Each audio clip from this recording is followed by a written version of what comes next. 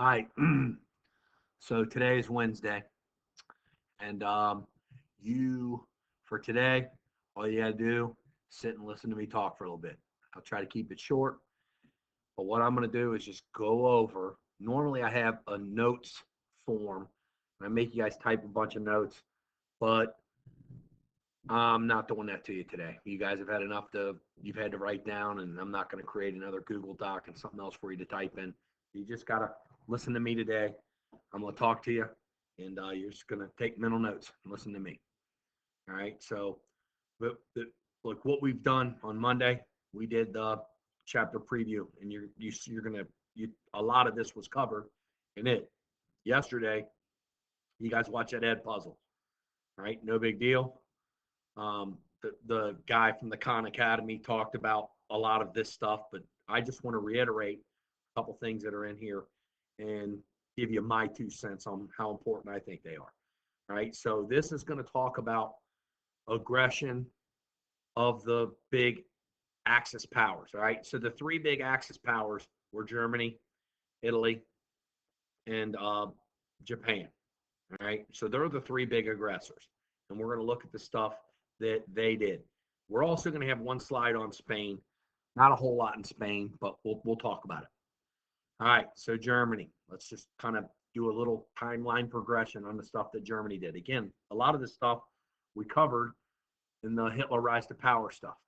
All right, so the first thing that Hitler does once he gets power and once he's in power for a couple years, he's like, I hate the Treaty of Versailles. I want to start pressing to get rid of the Treaty of Versailles. I want to violate it. I want to see if the Allies are really going to do anything. So what he does is there is that area right along the German-French border called the Rhineland. It's where the Rhine River was. You know, we've got some history here in Cincinnati because of the over the Rhine. A lot of the people that settled here in Cincinnati are from that area.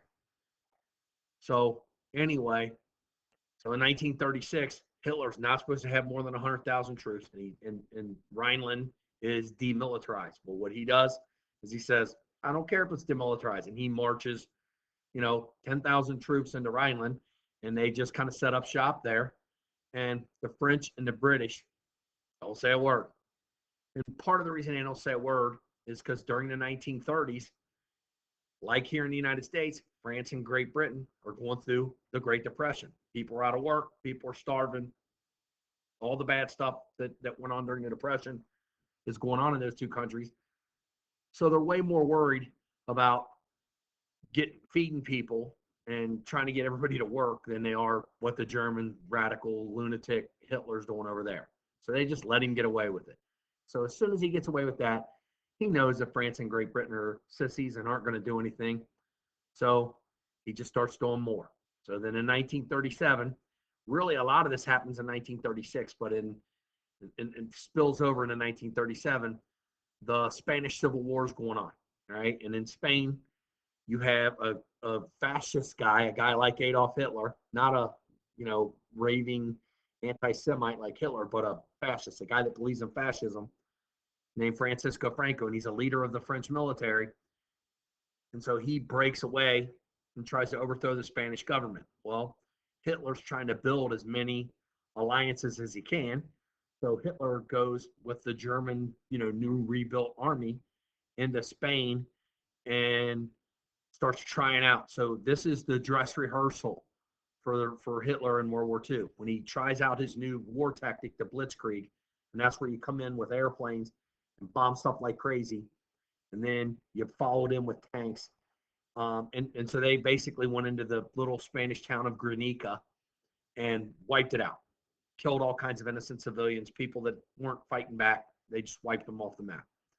All right, so that was the beginning. So he knew after helping out with the Spanish Civil War, his military's locked and loaded and ready to go.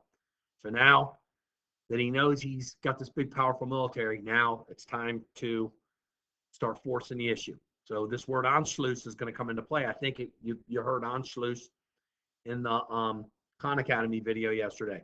So basically, Hitler takes his big army, and you see him right here, and he marches straight into Vienna, Austria, and he says, hey, we're all one country now. And he's got tons of guys with guns and tanks and airplanes flying overhead. And so they realized quickly, uh-oh, we're in trouble. We can't really do anything about it because Austria didn't really rebuild its army to defend itself against Germany. So Austria said, okay, we're one. We're united. So the German word for union is Anschluss.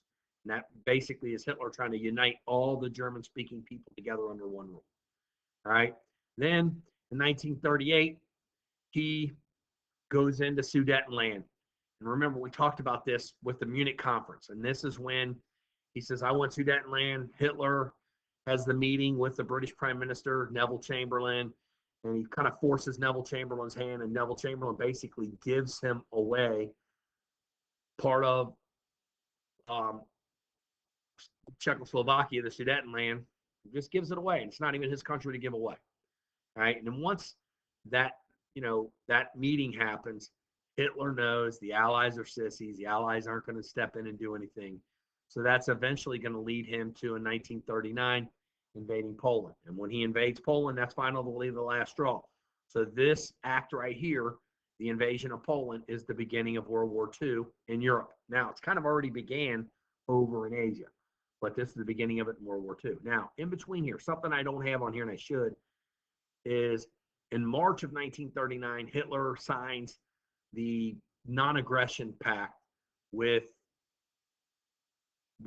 Stalin, because he realizes when he invades Poland, he's going to be awful close to the Soviet Union over there, and he doesn't want to strike a war with him. So basically, behind the scenes, Hitler and Stalin say, hey, if one of us invade Poland, the other one's not going to get mad and declare war. And so basically, Hitler said, look, we're going to invade Poland. We just want the eastern half. You can have the western half. And so it's just a secret agreement to take over Poland by both of them. Now, Hitler realizes eventually I'm going to go fight the Soviet Union. I just don't want to fight them now. I want to take care of all the sissy allies first. Then, once I got them under control, I'm going to come back and get the Soviet Union.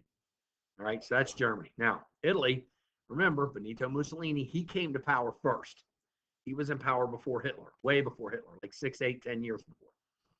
But so one of the big things that Italy did is in 1935, they are going to invade Ethiopia. Now, this goes all the way back to when we learned about imperialism. During imperialism, only 2 places in Africa didn't get taken over. Liberia, because the United States basically said nobody's touching it, and Ethiopia, because the Ethiopians successfully defended themselves against Italy. And you got to understand, Benito Mussolini's a little kid when all that stuff goes down. And so it was a great source of embarrassment for Italians that they couldn't defeat an African nation, that was supposed to be inferior people. And so one of the first things he's going to do is he eyes up Ethiopia. He says, all right, we're going to get them. So he takes his big, powerful army that he's built down in Italy, and he goes into Ethiopia, and I'm talking devastates the whole country, kills tens of thousands of innocent people, goes into small villages where people are just simple farmers, no guns, kills everybody, women, children. It's a huge atrocity. And so that's him getting revenge for back in imperialism, right? And then the next big thing that they do before the war gets started is about the time Hitler invades Poland, he says, everybody will be looking at Hitler. We don't have to worry. He goes in, but he does this before. He goes across the Adriatic, if you look on this slide here, and he's going to take over Albania. All right. So again, remember, he wanted to take over all the territory touching the Mediterranean Sea. He wanted to call it the Roman Lake. So goes and gets Ethiopia first, and now he's going to start building his Roman Lake, and he's going to go to Albania. He's going to eventually try to take over Yugoslavia, and he doesn't have much success at all. Goes into North Africa, and everywhere he goes, the Germans got to come and clean up the mess, right? Because his military's poorly ran. He's a lot of talk, not a lot of action. All right, so that's Italy. So you got basically 2 places for Italy. All right, and then we go to Japan. Now, really, these are the guys that really got everything started, but nobody really talks about it because it's halfway around the world. All right, and so what happens, and again, the guy at the Khan Academy yesterday on the Ed Puzzle talked about this. If Japan is going to invade this area of the very northeastern part of China. It's called Manchuria. All right. And he's going to invade it in 1931. Now, the United Nations is going to come out and scold Japan for it. And Japan kind of backs out a little bit. All right. But now they'd already controlled Korea, like way back in 1910 or something. They took the Korean Peninsula over. And now they start working into China. Now, the reason China doesn't react is because China's got a big time civil war going on. All right. A guy named Chiang Kai shek is a nationalist China, and he's running the nationalist government. And Mao Zedong, I may be saying that wrong, Mao Zedong or whatever. He's the guy that's the communist. You know, he believes in Marxist stuff, Marxist ideas. So they're fighting each other over communism and non-communism. Well, because they're fighting each other down here in mainland China, Manchuria is a pretty easy target. All right. And then more time's going to go on. And in 1937, the Japanese come in and they kind of make up some fake stories about Chinese atrocities, like the Chinese military attacked some innocent Japanese people. They come up with some fake stuff to make it look like they're justified, and it starts, the second Sino-Japanese War, right? And really, this is the start of this 1937. Well, when that happens, the Civil War ends. The nationalists and the communists realize, we got bigger problems. We got to deal with Japan. And they'll pick the Civil War back up right after World War II ends. So they're going to band together and try to stop Japan. But Japan, by this point in time, is a massive, powerful war machine. And so then they're going to go, so in 1910, they took Korea, but they back out of Korea, but they kind of still control it. Remember, they have puppet government there. So they're going to go back in 1938 and completely take over the rule of Korea. And then they're going to go down to a place called Indochina, which Indochina is down here. It's modern day Vietnam, Laos, and Cambodia. All right. So down here, you see on the map, it's French Indochina because it was a French colony for a couple hundred years. So the Japanese are going to go in and easily kind of boot the French out and take over Indochina. All right. And so this is the beginning of the Japanese. Now, the Japanese are going to also start taking over a bunch of these islands throughout the, Southern Pacific. But they make the big mistake. In 1941, Hitler kind of baits them into doing it. They attack the United States naval base at Pearl Harbor. They think they're strong enough to defeat the United States, but Hitler kind of nudges them into doing it.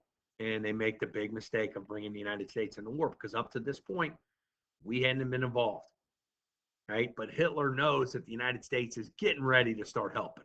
So he wants the United States to be occupied by Japan instead of coming over to Europe. Well, what happens is they attack.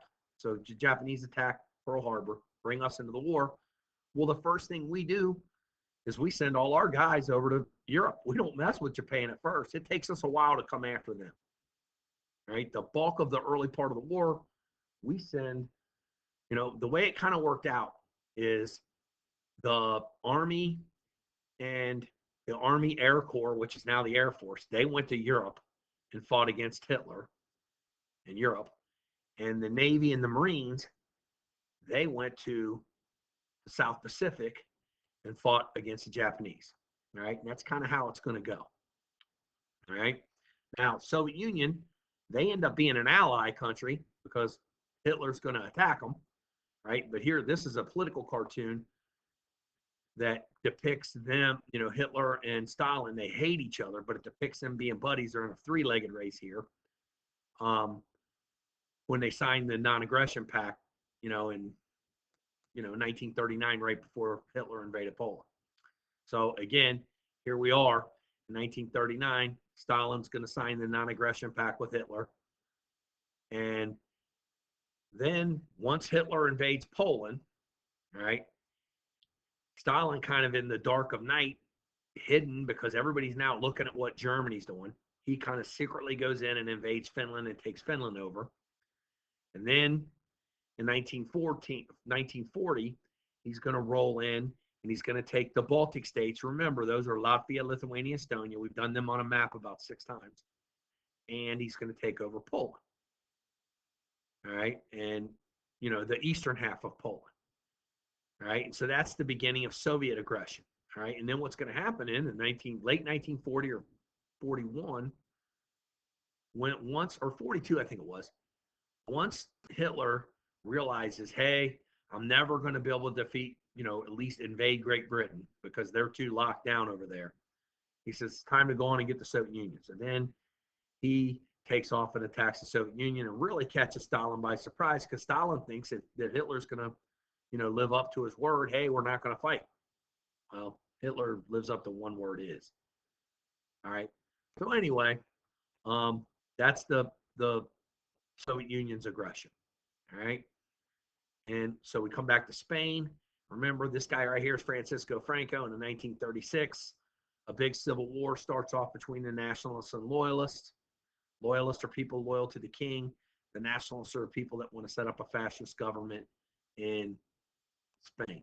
All right. These were the followers of this guy, Francisco Franco. All right. And again, the reason the nationalists win is because Hitler comes in, rips out the blitzkrieg on them, takes them out. All right. And remember, one of the big battles was that of the Spanish Civil War was the town of Guernica. And that was Hitler's dress rehearsal. That's when he practiced the blitzkrieg for the first time. You know, attacking with planes and tanks simultaneously to overwhelm your enemy. And so Guernica was a complete, you know, war atrocity, devastation of a lot of innocent people. All right. So again, that's the end of the slideshow. So I went through and talked about Spain, talked about the Soviet Union, USSR, talked about Japan, talked about Italy, talked about Germany. Now, one of the things, I've got Spain on here, but once the war starts, let me click on it real quick. Once the war starts, Spain's really not going to get involved. They're going to remain neutral during the war. And the thing of it is this is the only guy, the only one of them fascist guys that makes it is this guy. He ends up being the dictator of Spain all the way up into the 1970s. I remember when he died when I was a kid. So anyway, there you are. That's the pre-war aggression by all the big Axis powers. All right. And it's going to take the Allies 3, 4, 5 years to kind of get on their feet after they let the Axis do all the damage to start the war. All right. So that's all you got. Hope you have a great day. All you had to do is listen to me rattle for a little bit. Thanks. Bye.